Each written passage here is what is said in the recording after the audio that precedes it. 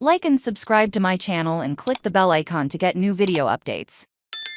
Brexit Peters Out as Windsor Framework shortly before agreement. Brexit may be over, at least in the sense that the Windsor Framework ends much of the legal and political strife, and opens the prospect of better relations between the UK and the EU, economically and strategically. However, Brexit lives on. One of the achievements of Brexit was setting very low standards for political behavior, and a very high standard for the absurd. So it was not surprising that Rishi Sunak praised Northern Ireland's newfound status, in that it enjoys open trade with Britain and the EU. Although I blinked once or twice. The risk for Sunak is that Scotland and Wales want the same thing, let alone England. The Windsor Framework was also a falling apart for Sunak as an independent political entity, one which is analytical and unusual, in that he doesn't have the same amount of political baggage as other Tories.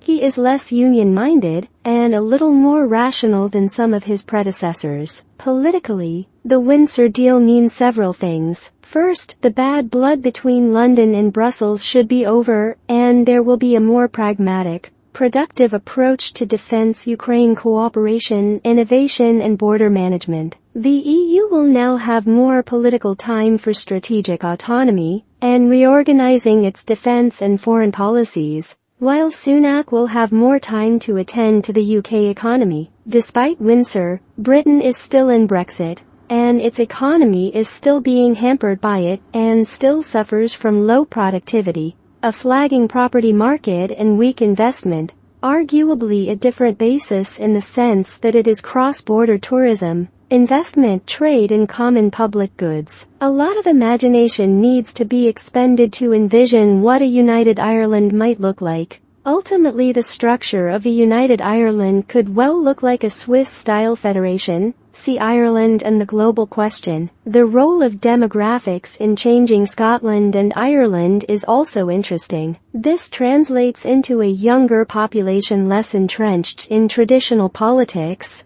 as evidenced by the successes of the Alliance Party in Northern Ireland, and to a large extent, the SNP in Scotland. A third cause for celebration is Northern Ireland itself. More than many other regions in Europe, it has suffered from the backwardness and intransigence of its own politicians, and the careless neglect of many in London. While politicians in the Major and Blair eras were sensitive to, and generally cautious about, the complexities of the North, a number of more recent foreign ministers and prominent Brexiteers have displayed a flagrant ignorance of Northern Ireland's politics and society, at the same time as political treat chess piece. That still seems to be Boris Johnson's stance. My feeling is that the vast majority of people across Northern Ireland want a return to normality, and I hope the Stormont Assembly meets now, and the North enjoys a period of uneventful calm, and reaps the benefits of close ties with the EU.